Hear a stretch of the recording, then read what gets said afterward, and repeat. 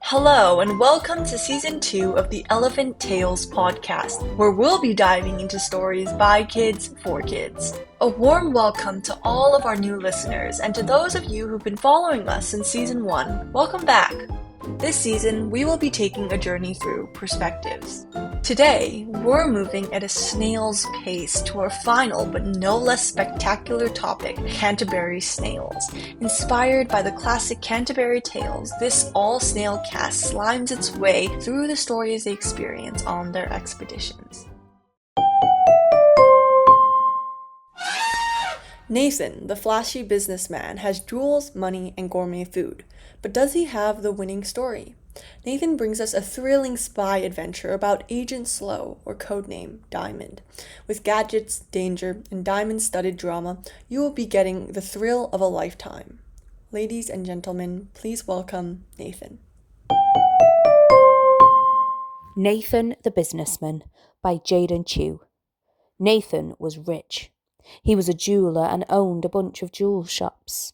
He always wore a suit and he had a shell encrusted with diamonds. His slime looked like liquid gold. He lived in a huge mansion made out of pure gold. The mansion was the size of a classroom. He had a collection of rare gems and often bragged to other snails about them. He often ate fancy food like gourmet salads. He hated darkness and not fancy food. When given a rare ingredient like a fresh tomato, he would turn up his snout and say, "This is decent." If he got bad food, he would say, "This is disgusting. You're fired."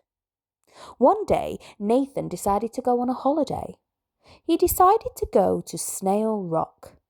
"I hear that Snail Rock has a very luxurious hotel," he said. Nathan the billionaire snail smiled when he heard about the contest. "I know just what to do. It will be better than everyone's because the snail spies become rich." "Ha ha ha ha ha," thought Nathan as he slimed along. Agent Slow looked around the icy expanse. He was full. He had eaten a fresh tomato with gold on the side. He was scanning for enemies. He took 9 hours, 59 minutes, and 59 seconds to scan for enemies. Finally, he thought, "We're safe for now." Suddenly, his glittering diamond-encrusted gold walkie-talkie turned on. "Agent Slow, codename Diamond. Report to Antarctica, Central Base. Encryption frequency 5.7253894625. Reporting to Central Base. Encryption activated," Agent Slow said in his walkie-talkie. In 10 minutes, he raced to an ice cave. Agent Slow slimed on a hidden button. The DNA scanner activated, and an elevator brought him to the base. When he got to the base was filled with slow-tech computers. Snails created gadgets and organized mission files. Diamond caught sight of an operation called Operation Alpha. A red alarm was going off in the base. What happened? Diamond thought. His boss told him, "The humans have developed a secret invisible weapon." "Those humans, they're going to eat us." "We are sending you out to their base in Colorado, USA. Just then, a helicopter flew down from the sky and Diamond boarded it. The inside of the helicopter was very fancy. Gold, diamond, and marble was everywhere. They travelled for days and finally they got to the humans' base. The base was black with high-tech computers everywhere. "There's a skillet of death. They're also frying dead snails. If you eat me, you better eat me with good food, not pickles," said Diamond. As soon as Diamond got to the base, he had a problem. The door isn't locked, but the handles are too high. I'll have to use my slime stickening agent," There was a block gadget on his slime. He pressed a button and the powder was released. He slowly crawled up the door.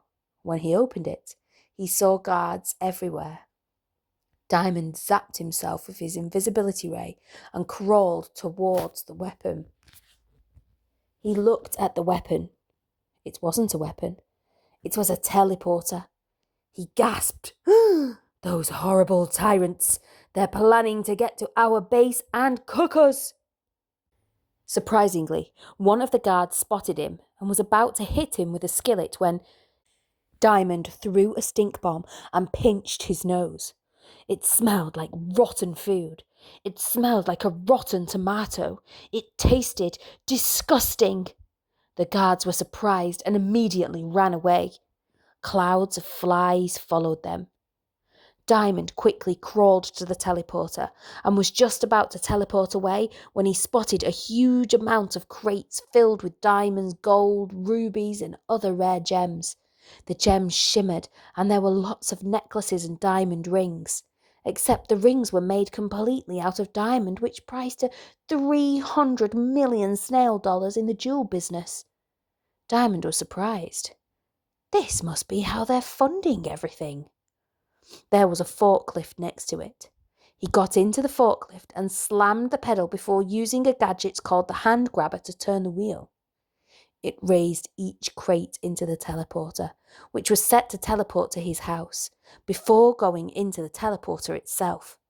He first left the riches in his house before going to the headquarters to bring them the teleporter.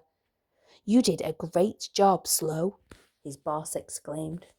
"Thank you," Diamond replied, but he thought, "I have enough riches now, so I don't need to work."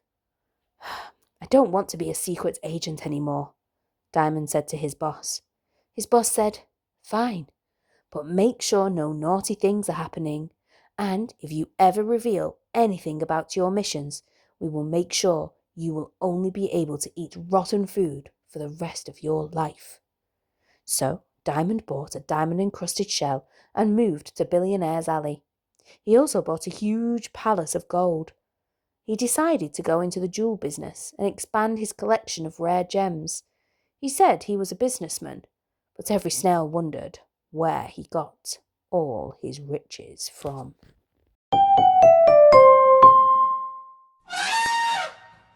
If you're enjoying this podcast, make sure to listen to our other episodes and check us out on elephantcommunitypress.com, Facebook, or Instagram. This episode also has additional content, so make sure to check out the exclusive interview with the author of the story. Tune in next time!